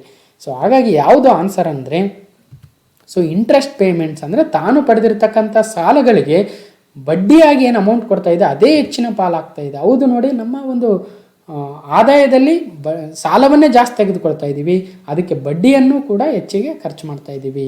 ಸೊ 1 ರೂಪಾಯಿದಲ್ಲಿ ಅಥವಾ 100 ಪೈಸದಲ್ಲಿ ನೋಡಿ 20 ಪೈಸಾ ಇಂಟ್ರೆಸ್ಟ್ ಪೇಮೆಂಟ್ಸ್ಗೆ, ಅಂದರೆ ನಾವು ಸಾಲವನ್ನು ಪಡೆದೀವಲ್ವ ಅದಕ್ಕೆ ಬಡ್ಡಿ ಕಟ್ಟೋದ್ರಲ್ಲೇ ನಾವು 20 ಪೈಸವನ್ನು ಇನ್ವೆಸ್ಟ್ ಮಾಡ್ತಾ ಇದ್ದೀವಿ ನಮ್ಮ ಒಟ್ಟು ಆದಾಯದಲ್ಲಿ. ಅದಾದ ನಂತರ ಎರಡನೇ ಒಂದು ಅಂಶ ನೋಡಿ, state share of taxes and duties. ಅಂದರೆ ರಾಜ್ಯಗಳ ಪಾಲಿನ ಒಂದು ಟ್ಯಾಕ್ಸ್ ಏನಿದೆಯೋ ನಮ್ಮ ಫೈನಾನ್ಸ್ ಕಮಿಷನ್ ಏನು ಕೊಡುತ್ತೆ ಅದಕ್ಕೆ 16 ಪೈಸಾ ಇನ್ವೆಸ್ಟ್ ಮಾಡ್ತಾ ಇದೆ. ಅದರ ನಂತರ ಸೆಂಟ್ರಲ್ ಸೆಕ್ಟರ್ ಸ್ಕೀಮ್, ಕೇಂದ್ರ ಸರ್ಕಾರದ ಯೋಜನೆಗಳಿಗೆ 13 ಪೈಸಾ, ಸೆಂಟ್ರಲಿ ಸ್ಪಾನ್ಸರ್ಡ್ ಸ್ಕೀಮ್ಸ್ಗೆ 9 ಪೈಸಾ, ಅದರ್ ಎಕ್ಸ್ಪೆಂಡಿಚರು 10 ಪೈಸಾ. ಸೊ ಅತಿ ಹೆಚ್ಚು ಬಡ್ಡಿಯನ್ನು ಕಟ್ಟೋದಕ್ಕೆ ಇನ್ವೆಸ್ಟ್ ಆಗ್ತಾ ಇದೆ. ಡಿಫೆನ್ಸ್ಗೆ 8 ಪೈಸಾ. ಓಕೆ, ಇನ್ನು ಪೆನ್ಷನ್ಸ್ಗೆ 5 ಪೈಸಾ. ಸೊ ಈ ರೀತಿಯಾಗಿಯೂ ಸಹಿತ ಕೇಳ್ಬೋದು. 6ನೇ ಪ್ರಶ್ನೆ, ಈ ಬಜೆಟ್ನಲ್ಲಿ ರೈತರಿಗೆ ಎಷ್ಟು ಕೃಷಿ ಸಾಲ ನೀಡುವ ಗುರಿಯನ್ನು ಹಾಕಿಕೊಳ್ಳಲಾಗಿದೆ? ಅಂದರೆ what is agricultural credit target placed in this budget 2021 and 22? ಅಂದರೆ ರೈತರಿಗೆ ಇಷ್ಟು ಲಕ್ಷ ಕೋಟಿ ಸಾಲಗಳನ್ನು ನೀಡಬೇಕು ಅಂತಕ್ಕಂಥ ಒಂದು ಉದ್ದೇಶವನ್ನು ಹಾಕೊಳ್ಳುತ್ತೆ ಬಜೆಟಲ್ಲಿ. ಅದಾದ ನಂತರ ಬಜೆಟನ್ನು ಇಂಪ್ಲಿಮೆಂಟ್ ಮಾಡಬೇಕಾದ್ರೆ ಈ ಒಂದು ಅಂಶವನ್ನು ಪರಿಗಣನೆ ತೆಗೆದುಕೊಂಡು ಬೇರೆ ಬೇರೆ ಬ್ಯಾಂಕ್ಗಳ ಮುಖಾಂತರ ಸಾಲವನ್ನು ನೀಡ್ತಾರೆ. ಹಾಗಾದರೆ ಬಜೆಟಲ್ಲಿ ಎಷ್ಟು ಸಾಲವನ್ನು ನೀಡಬೇಕು ಅಂತಕ್ಕಂಥ ಗುರಿಯನ್ನು ಹಾಕ್ಕೊಂಡಿದ್ದಾರೆ ಅಂದರೆ ನೋಡಿ, ಮೊದಲಿಗೆ 15 ಲಕ್ಷ ಕೋಟಿ ಅಂತ ಮಾತಾಡ್ತಾ ಇದ್ರು, ಬಟ್ ಆ್ಯಕ್ಚುಯಲ್ ಬಜೆಟಲ್ಲಿ 16.5 ಲಕ್ಷ ಕೋಟಿ ರೂಪಾಯಿಗಳಷ್ಟು ಸಾಲವನ್ನು ರೈತರಿಗೆ ನೀಡಬೇಕು ಅಂತ ಬಜೆಟಲ್ಲಿ ಮೆನ್ಷನ್ ಮಾಡಿದ್ದಾರೆ. ನೋಡಿ, to provide the adequate credit to our farmers I have enhanced the agricultural credit target to 16.5 lakh crores in the upcoming year. ನೋಡಿ, ಎಷ್ಟು ಅಂದರೆ 16.5 ಲಕ್ಷ ಕೋಟಿ ರೂಪಾಯಿಗಳಷ್ಟು ಸಾಲವನ್ನು ರೈತರಿಗೆ ನೀಡ್ತೀವಿ ಅಂತ ಈ ಒಂದು ಬಜೆಟಲ್ಲಿ ಮೆನ್ಷನ್ ಮಾಡಿದ್ದಾರೆ ನಿರ್ಮಲಾ ಸೀತಾರಾಮನ್ ಅವರು. ಓಕೆ, 7ನೇ ಪ್ರಶ್ನೆ, ಇತ್ತೀಚೆಗೆ ಸ್ಥಾಪಿತವಾದ ನೂತನ ಕೇಂದ್ರಾಡಳಿತ ಪ್ರದೇಶ ಲಡಾಖ್ನಲ್ಲಿ ಈ ಕೆಳಗಿನ ಉನ್ನತ ಸಂಸ್ಥೆಯನ್ನು ಸ್ಥಾಪಿಸಲು ಉದ್ದೇಶಿಸಲಾಗಿದೆ. ಇದು ವೆರಿ ಇಂಪಾರ್ಟೆಂಟ್ ಆ್ಯಂಡ್ ಭಾಳ ಮುಖ್ಯವಾಗಿರ್ತಕ್ಕಂಥ ಪ್ರಶ್ನೆ ಆಗುತ್ತೆ. Which of the following higher education institution is plan to establish in newly created union territory Ladakh? ಲಡಾಖಲ್ಲೂ ಸಹಿತ ಭಾರತದ ಅತ್ಯುನ್ನತ ಒಂದು ಏನು ಶಿಕ್ಷಣ ಸಂಸ್ಥೆಗಳನ್ನು ಸ್ಥಾಪಿಸಬೇಕು ಅಂತ ಈ ಒಂದು ಬಜೆಟಲ್ಲಿ ಒಂದು ಅನೌನ್ಸ್ಮೆಂಟನ್ನು ಮಾಡಿದ್ದಾರೆ. ಹಾಗಾದರೆ ಆ ಲಡಾಖ್ನ ಲೇಹಲ್ಲಿ ಏನು ಇಂಡಿಯನ್ ಇನ್ಸ್ಟಿಟ್ಯೂಟ್ ಆಫ್ ಟೆಕ್ನಾಲಜಿ IITಯನ್ನು ಸ್ಥಾಪನೆ ಮಾಡ್ತಾರಾ, ಅಥವಾ NIT ನ್ಯಾಷನಲ್ ಇನ್ಸ್ಟಿಟ್ಯೂಟ್ ಆಫ್ ಟೆಕ್ನಾಲಜಿಯನ್ನು ಸ್ಥಾಪನೆ ಮಾಡ್ತಾರಾ, ಅಥವಾ IT ಅಂತ ಕರಿತೀವಿ ಇಂಡಿಯನ್ ಇನ್ಸ್ಟಿಟ್ಯೂಟ್ ಆಫ್ ಇನ್ಫಾರ್ಮೇಷನ್ ಟೆಕ್ನಾಲಜಿಯನ್ನು ಸ್ಥಾಪನೆ ಮಾಡ್ತಾರಾ, ಅಥವಾ ಸೆಂಟ್ರಲ್ ಯೂನಿವರ್ಸಿಟಿಯ ಅಂದರೆ ಸರಿಯಾದ ಉತ್ತರ ಇತ್ತೀಚೆಗೆ ಸ್ಥಾಪಿತವಾಗಿರ್ತಕ್ಕಂಥ ಕೇಂದ್ರಾಡಳಿತ ಪ್ರದೇಶ ಲಡಾಖ್ನ ರಾಜಧಾನಿ ಲೇಹಲ್ಲಿ ನೋಡಿ ಸೆಂಟ್ರಲ್ ಯೂನಿವರ್ಸಿಟಿಯನ್ನು ಸ್ಥಾಪನೆ ಮಾಡಬೇಕು ಅಂತ ಉದ್ದೇಶವನ್ನು ಇಟ್ಕೊಂಡಿದ್ದಾರೆ. ನೋಡಿ, for accessible higher education in Ladakh I propose to set up a central university in Leh. ಯಾವ ಪ್ರದೇಶ? ಲಡಾಖ್ನ ಲೇಹಲ್ಲಿ ಸೆಂಟ್ರಲ್ ಯೂನಿವರ್ಸಿಟಿನ ಸ್ಥಾಪನೆ ಮಾಡೋದಕ್ಕೆ ಒಂದು ಪ್ರಪೋಸಲನ್ನು ಈ ಬಜೆಟಲ್ಲಿ ಹೇಳಿದ್ದಾರೆ. ನೆಕ್ಸ್ಟು ಕ್ವಶನ್ ನಂಬರ್ 8, ವಿಮೆಯಲ್ಲಿ FDI ಮಿತಿಯನ್ನು 49% ಎಷ್ಟಕ್ಕೆ ಹೆಚ್ಚಿಸಲು ಹಣಕಾಸು ಸಚಿವರು ತಮ್ಮ ಬಜೆಟ್ನಲ್ಲಿ ಪ್ರಸ್ತಾಪವನ್ನು ಮಾಡಿದ್ದಾರೆ. What is a new proposed FDI ಅಂದರೆ ಫಾರಿನ್ ಡೈರೆಕ್ಟ್ ಇನ್ವೆಸ್ಟ್ಮೆಂಟ್ ಲಿಮಿಟನ್ನು ಇನ್ಶೂರೆನ್ಸ್ ಸೆಕ್ಟ್ರಲ್ಲಿ ಎಷ್ಟಕ್ಕೆ ನಿಗದಿ ಮಾಡಿದ್ದಾರೆ ಅಂದರೆ, ಈಗ ನೋಡಿ, ಒಂದು ಇನ್ಶೂರೆನ್ಸ್ ಕಂಪನಿ ಇದೆ ಅಂದರೆ ಅದರಲ್ಲಿ 100% ಟೋಟಲ್ ಶೇರ್ಸ್ ಇದಾವೆ ಅಂದರೆ ಹಿಂದೆ 49% ಬೇಕಾದರೆ ಫಾರಿನ್ ಡೈರೆಕ್ಟ್ ಇನ್ವೆಸ್ಟ್ಮೆಂಟ್ ಅಂದರೆ ಪ್ರಪಂಚದ ಇತರೆ ದೇಶದ ಒಂದು ಸಂಸ್ಥೆಗಳು ಇದರಲ್ಲಿ ಇನ್ವೆಸ್ಟ್ ಮಾಡ್ಬೋದಾಗಿತ್ತು 49%ವರೆಗೂ. ಇನ್ನು 51% ನಮ್ಮ ಭಾರತದ್ದೇ ಆಗಿರಬೇಕಾಗಿತ್ತು, ಭಾರತದವರೇ ಇನ್ವೆಸ್ಟ್ ಮಾಡಬೇಕಾಗಿತ್ತು. ಆದರೆ ಈಗ ಅದನ್ನು ಫಾರಿನ್ ಡೈರೆಕ್ಟ್ ಇನ್ವೆಸ್ಟ್ಮೆಂಟ್ಗೆ ಈಗ 74%ಗೆ ಏರಿಸಿದ್ದಾರೆ ಈ ಒಂದು ವಿಮಾ ಕಂಪನಿಗಳಲ್ಲಿ, ಇನ್ಶೂರೆನ್ಸ್ ಸೆಕ್ಟರಲ್ಲಿ. ಓಕೆ, ನೆನ್ಪಿಡ್ಬೇಕು. ಎಷ್ಟು? 74%. ನೋಡಿ, ಐ ಪ್ರಪೋಸ್ ಟು ಅಮೆಂಡ್ ಎಲ್ಲಿಂದ FDI ಲಿಮಿಟು ಇನ್ಶೂರೆನ್ಸ್ ಸೆಕ್ಟ್ರಲ್ಲಿ 49%ಇಂದ 74%ಗೆ ಇನ್ಶೂರೆನ್ಸ್ ಕಂಪನಿಗಳಲ್ಲಿ, ಅದು LIC ಥರದ ಒಂದು ಕಂಪನಿಗಳು, ಬೇರೆ ಬೇರೆ ಏನು ಕಂಪನಿಗಳಿದ್ದಾವೆ ಇನ್ಶೂರೆನ್ಸ್ ಕಂಪನೀಸು, ಅವುಗಳಲ್ಲಿ 74% ಈಗ ಫಾರಿನ್ ಡೈರೆಕ್ಟ್ ಇನ್ವೆಸ್ಟ್ಮೆಂಟು ಮಾಡ್ಬೋದು, ವಿದೇಶಿಗರು ಇನ್ವೆಸ್ಟ್ ಮಾಡ್ಬೋದು. ಓಕೆ, 9ನೇ ಪ್ರಶ್ನೆ, 2021-22 ಬಜೆಟ್ನಲ್ಲಿ COVID-19 ಲಸಿಕೆಗೆ ಎಷ್ಟು ಹಣವನ್ನು ಹಂಚಿಕೆ ಮಾಡಲಾಗಿದೆ? ವೆರಿ ಇಂಪಾರ್ಟೆಂಟ್ ಆಗುತ್ತೆ. How much money has been allocated to COVID-19 vaccine in the budget 2021 and 22 ಅಂದರೆ 35,000 ಕೋಟಿ ರೂಪಾಯಿಗಳನ್ನು COVID-19 ಲಸಿಕೆಗೋಸ್ಕರ ಇನ್ವೆಸ್ಟ್ ಮಾಡಲಾಗಿದೆ, ಒಂದು ಎತ್ತಿಡಲಾಗಿದೆ 35,000 ಕೋಟಿ ರೂಪಾಯಿಗಳನ್ನು. ನೋಡಿ, I have provided 35,000 crores for COVID-19 vaccine in the budget estimate 2021 and 22. So ಇದು ಭಾಳ ನೆಸೆಸಿಟಿ ಇದೆ, ಯಾಕಂದರೆ ಈಗ ಭಾರತದ ಎಲ್ರಿಗೂ ಈಗ COVID-19 ಲಸಿಕೆಯನ್ನು ಹಾಕಬೇಕಾಗಿರ್ತಕ್ಕಂಥ ಅನಿವಾರ್ಯತೆ ಇದೆ. ಅದ್ರ ಜೊತೆಗೆ ಇಲ್ಲಿ ಇನ್ನೊಂದು ಇಂಪಾರ್ಟೆಂಟು, ಕಳೆದ ಒಂದು ಬಜೆಟಲ್ಲಿ 94,452 ಕೋಟಿ ರೂಪಾಯಿಗಳನ್ನು ಹೆಲ್ತ್ ಸೆಕ್ಟರ್ಗೆ ನೀಡಿದರು. ಆದರೆ ಈ ವರ್ಷ ಸುಮಾರು 2,23,846 ಕೋಟಿ ರೂಪಾಯಿಗಳನ್ನು ಈ ಒಂದು ಸೆಕ್ಟರಿಗೆ ಕೊಡ್ತಾ ಇದ್ದಾರೆ. ಅಂದರೆ ಸುಮಾರು 137% ಇನ್ಕ್ರೀಸ್ ಆಗ್ತಾ ಇದೆ. ನೋಡಿ, COVID-19 ಒಂದು ವಿಚಾರದಿಂದ ಭಾರತದಲ್ಲಿ ಒಂದು ಆರೋಗ್ಯದ ಎಷ್ಟು ಮಟ್ಟಿಗೆ ಇರಬೇಕಾಗಿತ್ತು, ಎಷ್ಟಿದೆ ಅನ್ನೋದು ಗೊತ್ತಾಗಿತ್ತು. ಹಾಗಾಗಿ ಆ ಒಂದು ಆರೋಗ್ಯದ ಸೆಕ್ಟರಲ್ಲಿ, ಹೆಲ್ತ್ ಸೆಕ್ಟರಲ್ಲಿ ಒಂದಷ್ಟು ಇಂಪ್ರೂವ್ಮೆಂಟ್ನ ತರಬೇಕನ್ನೋ ಉದ್ದೇಶಕ್ಕೆ ನೋಡಿ 137% ಜಾಸ್ತಿ ಮಾಡ್ತಾ ಇದ್ದಾರೆ ಆ ಒಂದು ಸೆಕ್ಟರ್ಗೆ. ಸೊ ಈ ಒಂದು ಅಂಶಗಳು ಇಂಪಾರ್ಟೆಂಟ್. ನೆಕ್ಸ್ಟು, ಕೇಂದ್ರ ಸರ್ಕಾರ ಪ್ರಾಯೋಜಿತ ಹೊಸ ಯೋಜನೆ PM ಆತ್ಮನಿರ್ಭರ್ ಸ್ವಾಸ್ಥ್ಯ ಭಾರತ್ ಯೋಜನೆಯ ಉದ್ದೇಶವೇನು? What are the key highlights of the new centrally sponsored PM Atmanirbhar ಸ್ವಸ್ಥ ಭಾರತ್ ಯೋಜನಾ? ಏನಿದೆ ಈ PM ಆತ್ಮನಿರ್ಭರ್ ಸ್ವಸ್ಥ ಭಾರತ್ ಯೋಜನಾ? ಹೊಸ ಯೋಜನೆ ಆಗುತ್ತೆ. ಇದರ ಉದ್ದೇಶ ಏನಂದರೆ ನೋಡಿ, ಈ ಒಂದು PM ಆತ್ಮನಿರ್ಭರ್ ಸ್ವಸ್ಥ ಭಾರತ್ ಯೋಜನೆಯ ಅಡಿಯಲ್ಲಿ ಸುಮಾರು 64,180 ಕೋಟಿ ರೂಪಾಯಿಗಳನ್ನು ಮುಂದಿನ 6 ವರ್ಷಗಳಲ್ಲಿ ಇನ್ವೆಸ್ಟ್ ಮಾಡ್ತೀವಿ ಅಂತ ಹೇಳ್ತಾ ಇದ್ದಾರೆ. ಉದ್ದೇಶ ಏನಾಗುತ್ತೆ? ಪ್ರೈಮರಿ, ಸೆಕೆಂಡರಿ ಮತ್ತು ಟರ್ಷರಿ ಅಂತಕ್ಕಂಥ ಹೆಲ್ತ್ ಕೇರ್ ಸಿಸ್ಟಮ್ಗಳನ್ನು ಬಲಪಡಿಸಬೇಕು. ಈಗ ಏನಿದ್ದಾವೆ ಸದ್ಯಕ್ಕೆ ಅವುಗಳಲ್ಲಿ ಇನ್ನಷ್ಟನ್ನು ಆ್ಯಡ್ ಮಾಡಬೇಕು ಅಂತಕ್ಕಂಥ ಒಂದು ಉದ್ದೇಶದಿಂದ. Again COVID-19 effect. Okay, create a new institution to cater detection and cure of new and emerging diseases. ನೋಡಿ, ಮುಂದೆ ಬರ್ತಕ್ಕಂಥ ಡಿಸೀಸ್ಗಳು ಏನಿದ್ದಾವೆ, ಹೊಸ ಹೊಸ ಡಿಸೀಸ್ಗಳು, COVID-19 ಒಂದೇ ಸಲಕ್ಕೆ ಬಂದ್ಬಿಡ್ತು, ಅದಕ್ಕೆ ಲಸಿಕೆನೂ ಇರಲಿಲ್ಲ, ಏನಿಲ್ಲ. ಸೊ ಭಾಳಷ್ಟು ಒಂದು ಲಾಕ್ಡೌನ್ ಮಾಡಬೇಕಾಯಿತು, ಅದರಿಂದ ಆರ್ಥಿಕ ಹಿಂಜರಿತಾಯಿತು. ಈ ರೀತಿಯ ಒಂದು ಅಂಶಗಳು ಮುಂದೆ ಬಂದಾಗ ನಮ್ಮ ಭಾರತವು ಅವುಗಳನ್ನು ಎದುರಿಸಿ ಫೇಸ್ ಮಾಡ್ತಕ್ಕಂಥ ಒಂದು ಕೆಪಬಿಲಿಟಿ ನಮ್ಮ ಭಾರತದಲ್ಲಿ ಬೆಳಿಬೇಕು ಅನ್ನೋ ಉದ್ದೇಶಕ್ಕೆ PM ಆತ್ಮನಿರ್ಭರ್ ಸ್ವಸ್ಥ ಭಾರತ್ ಯೋಜನೆಯನ್ನು ತರ್ತಾ ಇದ್ದಾರೆ. ಅದಕ್ಕೆ ಸುಮಾರು 64,000 ಕೋಟಿ ರೂಪಾಯಿಗಳನ್ನು ನೀಡ್ತಾ ಇದ್ದಾರೆ. ಅದರ ಅಡಿಯಲ್ಲಿ ನೋಡಿ 17,788 ರೂರಲ್ ಮತ್ತು 11,024 ಅರ್ಬನ್ ಹೆಲ್ತ್ ಆ್ಯಂಡ್ ವೆಲ್ನೆಸ್ ಸೆಂಟರ್ಗಳನ್ನು ತರಬೇಕಂತ ಇದ್ದಾರೆ. ಸೊ ಸುಮಾರು ಹಲವಾರು ಯೋಜನೆಗಳನ್ನು ಆ ಒಂದು ಸ್ಕೀಮಲ್ಲಿ ಹಾಕ್ಕೊಂಡಿದ್ದಾರೆ. ನೋಡಿ, ಪಬ್ಲಿಕ್ ಹೆಲ್ತ್ ಲ್ಯಾಬ್ಸ್ಗಳನ್ನು ತರ್ತೀವಿ ಎಲ್ಲ ಜಿಲ್ಲೆಗಳಲ್ಲಿ. 3382 ಬ್ಲಾಕ್ ಪಬ್ಲಿಕ್ ಹೆಲ್ತ್ ಯೂನಿಟ್ಸನ್ನು ತರ್ತೀವಿ 11 ರಾಜ್ಯಗಳಲ್ಲಿ ಅಂತ ಹೇಳ್ತಾ ಇದ್ದಾರೆ. ಅದ್ರ ಜೊತೆಗೆ ಕ್ರಿಟಿಕಲ್ ಕೇರ್ ಹಾಸ್ಪಿಟಲ್ ಬ್ಲಾಕ್ಗಳನ್ನು 602 ಡಿಸ್ಟಿಕ್ಗಳಲ್ಲಿ 12 ಸೆಂಟ್ರಲ್ ಇನ್ಸ್ಟಿಟ್ಯೂಷನ್ ತರ್ತೀವಿ ಅಂತ ಹೇಳ್ತಾ ಇದ್ದಾರೆ. ಸೊ ಇವೆಲ್ಲ ಆತ್ಮನಿರ್ಭರ್ ಸ್ವಸ್ಥ ಭಾರತ್ ಯೋಜನೆಯ ಒಂದು ಅಡಿಯಲ್ಲಿ ತರ್ತಾ ಇದ್ದಾರೆ. ನೋಡಿ, PM ಆತ್ಮನಿರ್ಭರ್ ಸ್ವಸ್ಥ ಭಾರತ್ ಯೋಜನೆ ಏನೇನು ಸ್ಕೀಮು, ಏನೇನು ಯೋಜನೆಗಳು ಅಂತ ಇಲ್ಲಿ ಕೊಟ್ಟಿದ್ದೀನಿ. 11ನೇದು, ಜಲಜೀವನ್ ಮಿಷನ್ ನಗರ ಕಾರ್ಯಕ್ರಮವು ಸಾರ್ವತ್ರಿಕ ನೀರು ಸರಬರಾಜು ಕಾರ್ಯಕ್ರಮವಾಗಿದೆ. ಈ ಕಾರ್ಯಕ್ರಮದ ವಿಶೇಷತೆ ಏನು? ಇದಕ್ಕೆ ಎಷ್ಟು ಹಣವನ್ನು ಹಂಚಿಕೆ ಮಾಡಲಾಗಿದೆ? ಯಾವುದು? ಜಲಜೀವನ್ ಮಿಷನ್ನು. ಇದೊಂದು ಯೂನಿವರ್ಸಲ್ ವಾಟರ್ ಸಪ್ಲೈ ಪ್ರೋಗ್ರಾಮ್ ಆಗುತ್ತೆ. ಇದರಲ್ಲಿ ಏನೇನು ಯೋಜನೆಗಳನ್ನು ತರ್ತಾ ಇದ್ದಾರೆ, ಎಷ್ಟು ಅಮೌಂಟನ್ನು ಕೊಟ್ಟಿದ್ದಾರೆ ಅಂದರೆ 2,87,000 ಕೋಟಿ ರೂಪಾಯಿಗಳನ್ನು ನೀಡಿದ್ದಾರೆ ಜಲಜೀವನ್ ಮಿಷನ್ಗೆ. ಓಕೆ, ಜಲಜೀವನ್ ಮಿಷನ್ದು ಉದ್ದೇಶ ಏನಂದರೆ, ವರ್ಲ್ಡ್ ಹೆಲ್ತ್ ಆರ್ಗನೈಜೇಷನ್ ಅವರು ಭಾಳ ಸ್ಟ್ರೆಸ್ಫುಲ್ಲಾಗಿ ಹೇಳ್ತಾ ಇದ್ದಾರೆ ನೋಡಿ, clean water very important, sanitation, clean environment very important ಅಂತ ರಿಪೀಟೆಡ್ ಆಗಿ ಸ್ಟ್ರೆಸ್ ಮಾಡಿ ಹೇಳ್ತಾನೆ ಇದ್ದರು WHO. ಅದಕ್ಕೋಸ್ಕರ ಜಲಜೀವನ್ ಮಿಷನ್ ಅಂತಕ್ಕಂಥ ಒಂದು ಯೋಜನೆಯನ್ನು ಆಲ್ರೆಡಿ ತಂದಿದ್ದಾರೆ. ಈಗ ಅದನ್ನು ನಗರ ಪ್ರದೇಶಗಳಿಗೂ ಸಹಿತ ವಿಸ್ತರಿಸ್ತಕ್ಕಂಥ ಒಂದು ಉದ್ದೇಶವನ್ನು ಇಟ್ಕೊಂಡಿದ್ದಾರೆ. ಅದರ ಅಡಿಯಲ್ಲಿ 4,378 ಅರ್ಬನ್ ಲೋಕಲ್ ಬಾಡೀಸ್, ULBs ಅಂತ ಏನು ಕರಿತೀವಿ, ಅಥವಾ ನಗರ ಸ್ಥಳೀಯ ಸಂಸ್ಥೆಗಳಂತ ಏನು ಕರಿತೀವಿ, ಅವುಗಳಿಗೆ 2.86 ಕೋಟಿ ಮನೆಗಳಿಗೆ ಟ್ಯಾಪ್ ಕನೆಕ್ಷನನ್ನು, ನೀರಿನ ಒಂದು ಟ್ಯಾಪ್ ವಾಟರ್ನ ಕೊಡ್ತಕ್ಕಂಥ ಒಂದು ಉದ್ದೇಶವನ್ನು ಇಟ್ಕೊಂಡಿದ್ದಾರೆ. ಜೊತೆಗೆ ಲಿಕ್ವಿಡ್ ವೇಸ್ಟ್ ಮ್ಯಾನೇಜ್ಮೆಂಟ್ ಇನ್ 500 ಅಮೃತ್ ಸಿಟೀಸಲ್ಲಿ ಲಿಕ್ವಿಡ್ ವೇಸ್ಟ್ ಮ್ಯಾನೇಜ್ಮೆಂಟ್ಗೋಸ್ಕರ, ಸೊ ಇದಕ್ಕೋಸ್ಕರ ಎಲ್ಲ ಒಟ್ಟಿನಲ್ಲಿ ಮುಂದಿನ 5 ವರ್ಷಗಳಲ್ಲಿ 7,87,000 ಕೋಟಿ ರೂಪಾಯಿಗಳನ್ನು ನೀಡ್ತಾ ಇದ್ದಾರೆ ಜಲಜೀವನ್ ಮಿಷನ್ ಅಂಡರಲ್ಲಿ. ಓಕೆ, ನೋಡಿ, ಜಲಜೀವನ್ ಮಿಷನ್ ಬಗ್ಗೆ ಆಲ್ರೆಡಿ ನಾವು ಹಿಂದೆ ನೋಡಿದ್ವಿ. ಅಂತರ್ಜಲ ಮಟ್ಟ ಏರಿಸುವಿಕೆ, ಕೆರೆಗಳು ಕೊಳಗಳ ನಿರ್ವಹಣೆ, ಮೇಲ್ಮೈ ನೀರು ಸಂಗ್ರಹಣಾ ಸಾಮರ್ಥ್ಯ, ಕೃಷಿ ಜಮೀನಿನಲ್ಲಿ ತೇವಾಂಶ ಹೆಚ್ಚಳ, ಅರಣ್ಯೀಕರಣ ಇವೆಲ್ಲ ಸೇರಿದ್ವು. ಈಗ ನಗರ ಪ್ರದೇಶಕ್ಕೂ ಸಹಿತ ಈ ಜಲಜೀವನ್ ಮಿಷನ್ನ ತರ್ತಾ ಇದ್ದಾರೆ.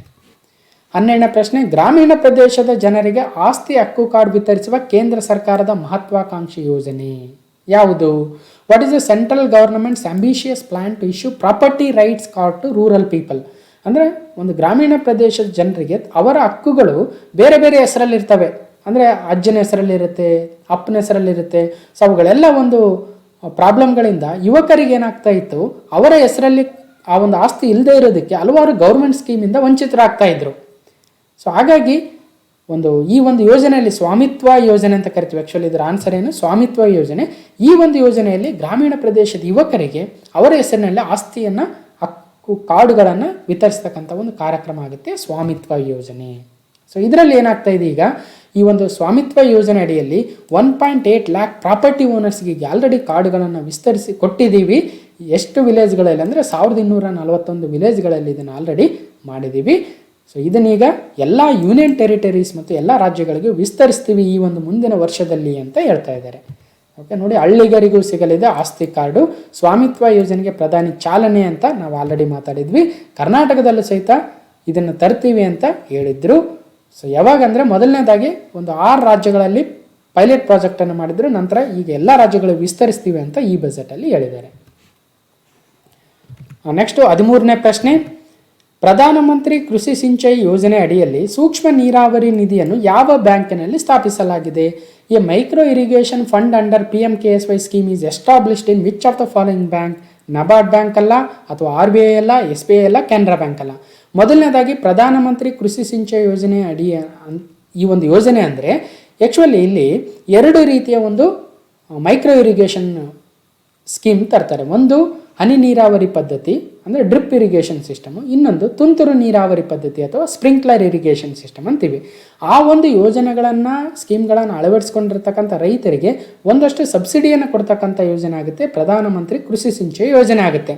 ಅದರಲ್ಲಿ ಸೂಕ್ಷ್ಮ ನೀರಾವರಿ ನಿಧಿ ಅಥವಾ ಮೈಕ್ರೋ ಇರಿಗೇಷನ್ ಫಂಡ್ ಅಂತಕ್ಕಂಥ ಒಂದು ಫಂಡನ್ನು ಕೇಂದ್ರ ಸರ್ಕಾರ ಈ ಕೆಳಗಿನ ಯಾವುದೋ ಒಂದು ಬ್ಯಾಂಕಲ್ಲಿ ಇಟ್ಟಿದೆ. ಅದು ಎಷ್ಟು ಅಮೌಂಟು ಅನ್ನೋದು ಪ್ರಶ್ನೆ ಆಗುತ್ತೆ, ಪ್ಲಸ್ ಯಾವ ಬ್ಯಾಂಕ್ ಅನ್ನೋದು ಕೂಡ. ಸೊ ಸರಿಯಾದ ಉತ್ತರ ನಬಾರ್ಡ್ ಬ್ಯಾಂಕಲ್ಲಿ ಸುಮಾರು 5,000 ಕೋಟಿ ರೂಪಾಯಿಗಳ ಒಂದು ನಿಧಿಯನ್ನು, ಮೈಕ್ರೋ ಇರಿಗೇಷನ್ ಫಂಡ್ ಅಥವಾ ಸೂಕ್ಷ್ಮ ನೀರಾವರಿ ನಿಧಿಯನ್ನು ಕೇಂದ್ರ ಸರ್ಕಾರ ನಬಾರ್ಡಲ್ಲಿ ಸ್ಥಾಪನೆಯನ್ನು ಮಾಡಿತ್ತು. ಈಗ ಈ ಬಜೆಟಲ್ಲಿ ಏನು ಹೇಳ್ತಾ ಇದ್ದಾರೆ, I propose to double it by augmenting it by another 5,000 crores. ಅಂದರೆ ಈಗ ಸದ್ಯ ಇರ್ತಕ್ಕಂಥ ಮೈಕ್ರೋ ಇರಿಗೇಷನ್ ಫಂಡ್ 5,000 ರೂಪಾಯಿಗಳಿಗೆ ಇನ್ನೂ 5,000 ರೂಪಾಯಿಗಳನ್ನು ಸೇರಿಸಿ ಒಟ್ಟು 10,000 ಕೋಟಿ ರೂಪಾಯಿಗಳ ಒಂದು ಫಂಡನ್ನು ಮಾಡ್ತೀವಿ ಅಂತ ಹೇಳಿದ್ದಾರೆ. ಸೊ ಇದು ವೆರಿ ಇಂಪಾರ್ಟೆಂಟ್ ಆಗುತ್ತೆ. ಜೊತೆಗೆ ಆಪರೇಷನ್ ಗ್ರೀನ್ ಸ್ಕೀಮ್ ಅಂತ ಒಂದು ಪ್ರಾಜೆಕ್ಟಲ್ಲಿ ಏನಾಗ್ತಾ ಇತ್ತು ನೋಡಿ, ಎಕ್ಸ್ಪೋರ್ಟ್ಗಳನ್ನು ಟೊಮ್ಯಾಟೊ, ಆನಿಯನ್, ಪೊಟ್ಯಾಟೊಗಳ ಎಕ್ಸ್ಪೋರ್ಟ್ಗಳಿಗೆ ಈ ಒಂದು ಸ್ಕೀಮನ್ನು ತಂದಿದ್ರು. ಈಗ ಅದನ್ನು ಇನ್ನೂ 22 ಪೆರಿಷಬಲ್ ಪ್ರಾಡಕ್ಟ್ ಅಂದರೆ ಒಂದು ಕೊಳೆತು ಹೋಗಬಹುದಾಗಿರ್ತಕ್ಕಂಥ ಬೇರೆ ಬೇರೆ ಅಗ್ರಿಕಲ್ಚರಲ್ ಪ್ರಾಡಕ್ಟ್ಸಿಗೂ ಸಹಿತ ಈ ಒಂದು ಆಪರೇಷನ್ ಗ್ರೀನ್ ಸ್ಕೀಮ್ನ ವಿಸ್ತರಿಸ್ತೀವಿ ಅಂತ ಹೇಳಿದರೆ ಇದು ಕೂಡ ವೆರಿ ಇಂಪಾರ್ಟೆಂಟ್. ಜೊತೆಗೆ ಈ ನ್ಯಾಮ್ ಅಂತ ಕರಿತೀವಿ, ಎಲೆಕ್ಟ್ರಾನಿಕ್ ನ್ಯಾಷನಲ್ ಅಗ್ರಿಕಲ್ಚರಲ್ ಮಾರ್ಕೆಟ್ ಅಂತ ಕರಿತೀವಲ್ಲ, ಈ ಮಂಡಿಗಳು ಅಂತ. ಆ ಈ ಮಂಡಿಗಳಲ್ಲಿ ಈಗ ಆಲ್ರೆಡಿ ಭಾಳಷ್ಟು 1.68 crore ಫಾರ್ಮರ್ಸ್ಗಳನ್ನು ರಿಜಿಸ್ಟರ್ ಮಾಡಿಸ್ಕೊಂಡಿದ್ದಾರೆ. ಈಗ ಇನ್ನಷ್ಟು ಮಂಡಿಗಳನ್ನು ಈ ನ್ಯಾಮ್ ಅಡಿಯಲ್ಲಿ ತರೋದಕ್ಕೆ ನಾವು ಮುಂದಿನ ವರ್ಷ ಪ್ರಯತ್ನ ಮಾಡ್ತೀವಿ ಅಂತ ಹೇಳಿದರೆ, ಎಷ್ಟು ಮಂಡಿಗಳು ಅಂದರೆ 1000 ಮಂಡಿಗಳನ್ನು ಈ ನ್ಯಾಮ್ ಅಡಿಯಲ್ಲಿ ತರ್ತೀವಿ, ಇಂಟಗ್ರೇಟ್ ಮಾಡ್ತೀವಿ ಅಂತ ಹೇಳಿದ್ದಾರೆ. ಓಕೆ ನೋಡಿ, ಫಂಡ್ ಎಷ್ಟಿತ್ತು 5,000 crore, ಇದ್ರ ಬಗ್ಗೆ ನಾವು ಆಲ್ರೆಡಿ ಮಾತಾಡಿದ್ವಿ. ಓಕೆ, ನೆಕ್ಸ್ಟು 14ನೇ ಪ್ರಶ್ನೆ, ಗಗನಯಾತ್ರಿಗಳನ್ನು ಬಾಹ್ಯಾಕಾಶಕ್ಕೆ ಕಳುಹಿಸುವ ಇಸ್ರೋದ ಯೋಜನೆ ಗಗನಯಾನ. ಈ ಕಾರ್ಯಕ್ರಮದಲ್ಲಿ ಭಾಗಿಯಾಗುವ ಭಾರತದ ಗಗನಯಾತ್ರಿಗಳಿಗೆ ಯಾವ ದೇಶವು ತರಬೇತಿಯನ್ನು ನೀಡ್ತಾ ಇದೆ? Which of the following country is providing a training facility to the Indian astronauts who are selected for ISRO Gaganyaan project? ಅಂದರೆ ಗಗನಯಾನ ಅಂತಕ್ಕಂಥದ್ದು ಬಾಹ್ಯಾಕಾಶಕ್ಕೆ ಗಗನಯಾತ್ರಿಗಳನ್ನು, ಮಾನವ ಸಹಿತ ಗಗನಯಾನ ಯಾತ್ರೆ ಆಗುತ್ತೆ ಗಗನಯಾನ. ಸೊ ಇದು ಇಸ್ರೋದ ಯೋಜನೆ. ಇದಕ್ಕೆ ಯಾರು ಗಗನಯಾತ್ರಿಗಳಿದ್ದಾರೆ ಭಾರತದಿಂದ ಆಯ್ಕೆ ಆಗಿರ್ತಕ್ಕಂಥವ್ರಿಗೆ ಒಂದು ದೇಶ ತರಬೇತಿಯನ್ನು ನೀಡ್ತಾ ಇದೆ. ಅದು ಯಾವ ದೇಶ ಅಂದರೆ ರಷ್ಯಾ ದೇಶ ಆಗುತ್ತೆ. ಅದನ್ನು ಬಜೆಟಲ್ಲಿ ಏನು ಹೇಳಿದ್ದಾರೆ ಅನ್ನೋದನ್ನು ನೋಡ್ತಾ ಹೋಗೋಣ. ನೋಡಿ, as part of the Gaganyaan mission activities 4 Indian astronauts, ಎಷ್ಟು ಜನ? 4 ಭಾರತದ ಗಗನಯಾತ್ರಿಗಳು ಈಗ generic space flight aspects in ರಷ್ಯಾದಲ್ಲಿ ಟ್ರೈನಿಂಗನ್ನು ಪಡಿತಾ ಇದ್ದಾರೆ.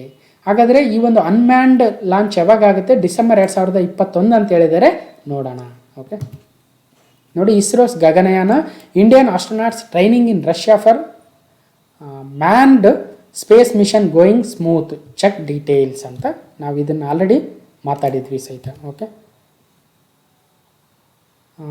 ಇಲ್ಲ, ಇಲ್ಲೇನಾಗಿದೆ, the first unmanned launch is slated for, ಅಂದರೆ ಡಿಸೆಂಬರ್ 2021ರಲ್ಲಿ ಮೊದಲನೇ ಅನ್ಮ್ಯಾನ್ಡ್ ಅಂದರೆ ಮಾನವರನ್ನು ಮೊದಲಿಗೆ ಕಳಿಸೋದಿಲ್ಲ, ಬದಲಾಗಿ ಅನ್ಮ್ಯಾನ್ಡ್ ಲಾಂಚನ್ನು ಮಾಡ್ತಾರೆ. ನಂತರ ಮುಂದಿನ ದಿನಗಳಲ್ಲಿ ಆ್ಯಕ್ಚುಲಿ ಮಾನವ ಸಹಿತ ಯಾನವನ್ನು ಮಾಡ್ತಾರೆ.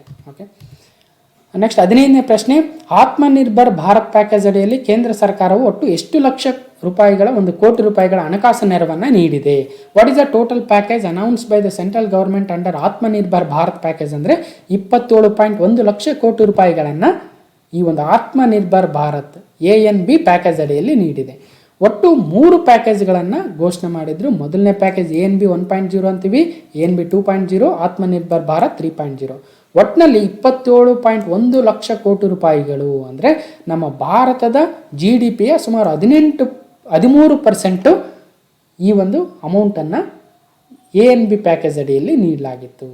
ಸೊ ನಾನು ಮೊದಲೇ ಹೇಳ್ತಾ ಇದ್ದೀನಿ, ಸುಮಾರು 13% ಆಫ್ ಅವರ್ GDP ಅಂದರೆ 200 ಲಕ್ಷ ಕೋಟಿ ರೂಪಾಯಿಗಳು ನಮ್ಮ GDP ಇದ್ದರೆ ಅದರದ್ದು 10% ಪ್ಲಸ್ 20% ಪ್ಲಸ್ 13% ಅಂದರೆ ಸುಮಾರು 27 ಲಕ್ಷ ಕೋಟಿ ಆಗುತ್ತೆ ಒಂದು ಅಂದಾಜಿನ ಪ್ರಕಾರ, not exact. Okay, so 13% of the GDP. Next, ಒಂದು ದೇಶ ಒಂದೇ ರೇಷನ್ ಕಾರ್ಡ್ ಯೋಜನೆ ಅಂದರೆ one nation one ration card scheme ಈ ಬಜೆಟಲ್ಲಿ ಹೇಳಿದ್ದಾರೆ. ಅದರದ್ದು ಏನು ಅಂತ ನೋಡೋಣ. ನೋಡಿ, ಈಗೇನಾಗಿರುತ್ತೆ, ಕೆಲವೊಂದು ಮೈಗ್ರೆಂಟ್ ವರ್ಕರ್ಸ್ ಇರ್ತಾರೆ, ಒಂದು ಪ್ರದೇಶದಿಂದ ಇನ್ನೊಂದು ಪ್ರದೇಶಕ್ಕೆ ದುಡಿಯೋದಕ್ಕೆ ಹೋಗ್ತಾರೆ. ಅವರ ಒಂದು ರೇಷನ್ ಕಾರ್ಡನ್ನು ಮತ್ತೆ ತಮ್ಮೂರಿಗೆ ಬಂದು ಆ ರೇಷನ್ನ ತೆಗೆದುಕೊಳ್ಳೋದಕ್ಕೆ ಆಗೋದಿಲ್ಲ. ಹಾಗಾಗಿ ಅವ್ರು ಎಲ್ಲಿ ಹೋಗ್ತಾರೆ, ಅದು ಒಂದೇ ರಾಜ್ಯದ ಬೇರೆ ಬೇರೆ ಜಿಲ್ಲೆಗಳಿಗಾಗಿರ್ಬೋದು ಅಥವಾ ಒಂದು ರಾಜ್ಯದಿಂದ ಇನ್ನೊಂದು ರಾಜ್ಯಕ್ಕೆ ಹೋಗಿರ್ಬೋದು.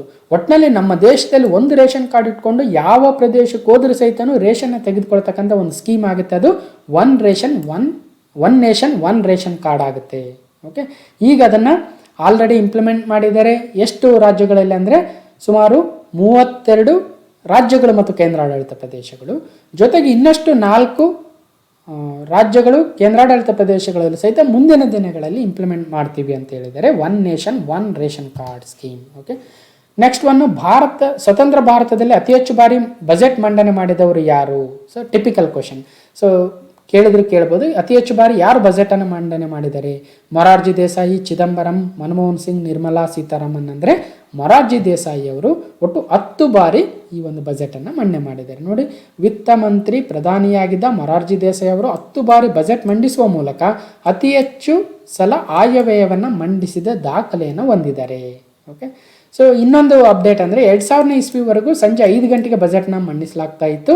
ನಂತರ ಬೆಳಿಗ್ಗೆ 11 ಗಂಟೆಯಿಂದ ನಿಗದಿಯನ್ನು ಒಂದು ಬಜೆಟ್ನ ಮಂಡನೆ ಮಾಡ್ತಾ ಇದ್ದಾರೆ 2001ರಿಂದ. ಓಕೆ, ಇನ್ನು ಅತಿ ದೀರ್ಘಕಾಲ ಬಜೆಟನ್ನು ಮಂಡನೆ ಮಾಡಿರ್ತಕ್ಕಂಥವ್ರು ನಿರ್ಮಲಾ ಸೀತಾರಾಮನ್ ಅವರು 2020ರಲ್ಲಿ ಸುಮಾರು 160 ನಿಮಿಷ ಈ ಒಂದು ಬಜೆಟ್ನ ಓದಿ ದಾಖಲೆಯನ್ನು ನಿರ್ಮಿಸಿದ್ದಾರೆ. ಓಕೆ, ನೆಕ್ಸ್ಟ್ 18ನೇ ಪ್ರಶ್ನೆ, ಸ್ವತಂತ್ರ ಭಾರತದಲ್ಲಿ ಮೊಟ್ಟ ಮೊದಲ ಬಜೆಟ್ ಮಂಡನೆ ಮಾಡಿದವರು ಯಾರು? ಮೊರಾರ್ಜಿ ದೇಸಾಯಿ, ಮಹಾತ್ಮ ಗಾಂಧಿ, R.K. ಷಣ್ಮುಗಂ ಚೆಟ್ಟಿ, ಜವಾಹರ್ಲಾಲ್ ನೆಹರು. ಅಂದರೆ ಸರಿಯಾದ ಉತ್ತರ R.K. ಷಣ್ಮುಗಂ ಚೆಟ್ಟಿ ಅವರು 26 ನವೆಂಬರ್ 1947ರಂದು ಬಜೆಟನ್ನು ಮಂಡನೆ ಮಾಡೋ ಮುಖಾಂತರ ಭಾರತದ ಮೊಟ್ಟ ಮೊದಲ ಬಜೆಟನ್ನು ಮಂಡನೆ ಮಾಡಿದವರು ಯಾರು ಅಂದರೆ R.K. ಷಣ್ಮುಗಂ ಚೆಟ್ಟಿ ಅವರು. ನೋಡಿ, ಎಷ್ಟು ಬಜೆಟ್ ಎಷ್ಟಿತ್ತು ಅಂದರೆ 171 ಕೋಟಿ ರೂಪಾಯಿ ಬಜೆಟ್ ಆಗಿತ್ತು. ವೆಚ್ಚ 197 ಕೋಟಿ ರೂಪಾಯಿ ಆಗಿತ್ತು. ಇನ್ನು ಮೊತ್ತ ಮೊದಲ ಬಜೆಟ್ ಭಾರತದ್ದು ಅಂದರೆ ಸ್ವತಂತ್ರ ಪೂರ್ವದನ್ನು ಸೇರಿಸಿಕೊಂಡಾಗ 1860 ಫೆಬ್ರವರಿ 18ರಂದು ಬ್ರಿಟಿಷ್ ಕಂಪನಿ ಸರ್ಕಾರದ ವೈಸ್ರಾಯ್ ಅವರ ಎಕ್ಸಿಕ್ಯೂಟಿವ್ ಸಮಿತಿಯ ವಿತ್ತ ಸದಸ್ಯರಾಗಿದ್ದ ಜೇಮ್ಸ್ ವಿಲ್ಸನ್ ಅವರು ಮೊದಲನೇ ಬಾರಿಗೆ ಭಾರತದ ಬಜೆಟನ್ನು ಮಂಡನೆ ಮಾಡಿದರು. ಜೇಮ್ಸ್ ವಿಲ್ಸನ್ ಅವರು 1860ರಲ್ಲಿ. ಓಕೆ, ನೆಕ್ಸ್ಟ್ 19ನೇ ಪ್ರಶ್ನೆ, 15ನೇ ಹಣಕಾಸು ಆಯೋಗವು ರಾಜ್ಯಗಳ ತೆರಿಗೆ ಪಾಲನ ಎಷ್ಟಕ್ಕೆ ನಿಗದಿಪಡಿಸಿದೆ? What is the states share in total central taxes according to the 15th finance commission? ಅಂದರೆ 41%ಗೆ ನಿಗದಿ ಮಾಡಿದ್ದಾರೆ. ಅಂದರೆ ಒಟ್ಟು ತೆರಿಗೆ ಎಷ್ಟಿದೆ ಕೇಂದ್ರ ಸರ್ಕಾರದ್ದು, ಅದ್ರಾಗ ಈಗ 41% ವಿವಿಧ ರಾಜ್ಯಗಳಿಗೆ ನೀಡಬೇಕಾಗುತ್ತೆ. 41%. ಮತ್ತು ಆ ಒಂದು 41%ಅಲ್ಲಿ ಯಾವ್ಯಾವ ರಾಜ್ಯಕ್ಕೆ ಎಷ್ಟೆಷ್ಟು ಅಂತ ನಿಗದಿ ಮಾಡ್ತಾ ಹೋಗ್ತಾರೆ. ಸೊ ಆನ್ 9th ಡಿಸೆಂಬರ್ 2020 15ನೇ ಹಣಕಾಸು ಆಯೋಗ ತನ್ನ ರಿಪೋರ್ಟನ್ನು ಫೈನಲ್ ವರದಿಯನ್ನು ಸಬ್ಮಿಟ್ ಮಾಡಿತ್ತು. ಅದರಲ್ಲಿ 2021-26ವರೆಗೂ ಒಂದು ವರದಿಯನ್ನು ನೀಡುತ್ತೆ ಎಷ್ಟೆಷ್ಟು ಕೊಡಬೇಕು ಅಂತ. ಸೊ 41% ಅಥವಾ 41% ರಾಜ್ಯಗಳಿಗೆ ನೀಡಿ ಅಂತ ರೆಕಮೆಂಡ್ ಮಾಡಿದೆ. ಹಿಂದೆ 42% ಇತ್ತು, ಈಗ 1%ಅನ್ನು ಕೇಂದ್ರವೇ ಉಳಿಸ್ಕೊಳ್ತಾ ಇದೆ. ಕಾರಣ ಏನಂದರೆ ಈಗ ಹೊಸ ಕೇಂದ್ರಾಡಳಿತ ಪ್ರದೇಶಗಳಾಗಿದ್ದಾವೆ ಯಾವ್ದಾವುದು, ಜಮ್ಮು ಕಾಶ್ಮೀರ ಮತ್ತು ಲಡಾಖು. ಅವುಗಳು ಹಿಂದೆ ರಾಜ್ಯ ಆಗಿತ್ತು ಜಮ್ಮು ಕಾಶ್ಮೀರ. ಹಾಗಾಗಿ 42%ಅಲ್ಲಿ ರಾಜ್ಯದ ಶೇರು ಜಮ್ಮು ಕಾಶ್ಮೀರಕ್ಕೂ ಹೋಗ್ತಾ ಇತ್ತು, ಸುಮಾರು 0.85%. ಈಗ ಕೇಂದ್ರಾಡಳಿತ ಪ್ರದೇಶ ಆಗಿರೋದ್ರಿಂದ ಕೇಂದ್ರವೇ ನೇರವಾಗಿ ಇವುಗಳನ್ನು ಆಡಳಿತ ಮಾಡಬೇಕಾಗುತ್ತೆ. ಹಾಗಾಗಿ ಅವುಗಳಿಗೆ ಅಮೌಂಟ್ ಬೇಕಲ್ವಾ. ಸೊ ಹಾಗಾಗಿ 1% ಎಕ್ಸ್ಟ್ರಾ ಈಗ ಕೇಂದ್ರದ ಬಳಿಯೇ ಇರುತ್ತೆ. ಸೊ ಅದನ್ನು ತಿಳ್ಕೋಬೇಕು. ನೆಕ್ಸ್ಟ್ 20ನೇ ಪ್ರಶ್ನೆ ಮತ್ತು ಈ ಒಂದು ಬಜೆಟ್ ಡಿಸ್ಕಷನ್ನ ಮೊದಲನೇ ಭಾಗದ ಕೊನೆಯ ಪ್ರಶ್ನೆ ಆಗುತ್ತೆ. ಸಂಕಷ್ಟದಲ್ಲಿರುವ ವಿದ್ಯುತ್ ಸರಬರಾಜು ಕಂಪನಿಗಳಿಗೆ ಈ ಬಜೆಟ್ನಲ್ಲಿ ಏನು ಕ್ರಮ ಕೈಗೊಳ್ಳಲಾಗಿದೆ ಅಂದರೆ, ಸೊ ಒಂದಷ್ಟು ಅಮೌಂಟನ್ನು ಅದಕ್ಕೆ ನೀಡಿದರೆ. So viability of distribution companies is A serious concern. ಹೌದು, ಈಗ ವಿದ್ಯುತ್ ಸರಬರಾಜು ಕಂಪನಿಗಳು ಭಾಳ ನಷ್ಟದಲ್ಲಿದ್ದಾವೆ. ಹಾಗಾಗಿ 3,05,984 ಕೋಟಿ ರೂಪಾಯಿಗಳನ್ನು 5 ವರ್ಷಗಳ ಅವಧಿಯಲ್ಲಿ ಈ ಒಂದು ಪವರ್ ಸೆಕ್ಟರ್ಗೆ, ಪವರ್ ಇನ್ಫ್ರಾಸ್ಟ್ರಕ್ಚರ್ಗೆ ನೀಡ್ತೀವಿ ಅಂತ ಹೇಳಿದ್ದಾರೆ. ಅದರಲ್ಲೂ ಡಿಸ್ಕಾಮ್ಗಳಿಗೆ ಅಂದರೆ ಡಿಸ್ಟ್ರಿಬ್ಯೂಷನ್ ಕಂಪನೀಸ್ ಏನಿದಾವೆ ಅವುಗಳಿಗೆ ಕೊಡ್ತೀವಿ. ಆ ಒಂದು ಅಡಿಯಲ್ಲಿ prepaid smart metering, feeder suppression, upgradation of the systems, ಹೀಗೆ ಹಲವಾರು ಒಂದು ಇಂಪ್ರೂವ್ಮೆಂಟನ್ನು ಕೊಡ್ತೀವಿ ಅಂತ ಹೇಳ್ತಾ ಇದ್ದಾರೆ. ಇನ್ನೊಂದು, ಒಟ್ಟು 139 ಗಿಗಾವ್ಯಾಟ್ ಇನ್ಸ್ಟಾಲ್ಡ್ ಕೆಪಾಸಿಟಿಯನ್ನು ಹಾಕಿದ್ದೀವಿ ನಾವು ಅಂತ ಹೇಳ್ತಾ ಇದ್ದಾರೆ ಕಳೆದ ಒಂದು 6 ವರ್ಷಗಳಲ್ಲಿ ಒಂದು ಉತ್ತಮವಾಗಿರ್ತಕ್ಕಂಥ ರಿಫಾರ್ಮ್ಸಿಂದ, ಅಚೀವ್ಮೆಂಟ್ಸಿಂದ ಅಂತ. ಓಕೆ, ಸೊ ಹೀಗೆ ಒಟ್ಟು ಬಜೆಟ್ 2021-22ರ ಪ್ರಮುಖವಾಗಿರ್ತಕ್ಕಂಥ 20 ಪ್ರಶ್ನೆಗಳನ್ನು ನಾವು ಡಿಸ್ಕಸ್ ಮಾಡಿದ್ವಿ. ಆ 20 ಪ್ರಶ್ನೆಗಳಲ್ಲಿ ಹಲವಾರು ವಿಚಾರಗಳನ್ನು ತಿಳ್ಕೊಂಡಿವಿ ಅಂತ ನಾನು ಅಂದ್ಕೊಂಡಿದ್ದೀನಿ. ಸೊ ಈ ಒಂದು ವಿಡಿಯೋದಿಂದ ಭಾಳ ಯೂಸ್ ಆಯಿತು. ಸೊ ಇವು ವೆರಿ ಇಂಪಾರ್ಟೆಂಟ್ ಆಗ್ತವೆ ನಮ್ಮ KPSC ಅಥವಾ KSP ಅಥವಾ ಇನ್ನಿತರ ಡಿಪಾರ್ಟ್ಮೆಂಟ್ಗಳು ನಡೆಸ್ತಕ್ಕಂಥ ಎಕ್ಸಾಮಲ್ಲಿ. ಇನ್ನು ಮೇನ್ಸ್ಗೆ ಪ್ರಿಪೇರ್ ಆಗ್ತಕ್ಕಂಥವ್ರು ಇಡೀ ಬಜೆಟ್ ಕಾಪಿಯನ್ನು ಓದಿ, ನೀವು ಭಾಳ ಯೂಸ್ಫುಲ್ ಆಗುತ್ತೆ. ಸೊ ಇಷ್ಟು ಹೇಳ್ತಾ ಈ ಒಂದು ವಿಡಿಯೋ ನಿಮಗೆ ಉಪಯೋಗ ಆಯಿತು ಅಂದ್ಕೊಳ್ತೀನಿ. ಸೊ ಮುಂದೆ 2ನೇ ಭಾಗ ಬೇಕಾದರೆ ನೋಡೋಣ, ಸಾಧ್ಯ ಆದರೆ ಮಾಡಿಕೊಡ್ತೀನಿ ಅಂತ ಹೇಳ್ತಾ ಸೊ ಇಲ್ಲಿಗೆ ಈ ವಿಡಿಯೋನ ಮುಗಿಸ್ತಾ ಇದ್ದೀನಿ. ಮತ್ತೆ ಮುಂದಿನ ವಿಡಿಯೋಗಳಲ್ಲಿ ಸಿಗ್ತೀನಿ ಅಂತ ಹೇಳ್ತಾ ಥ್ಯಾಂಕ್ ಯು.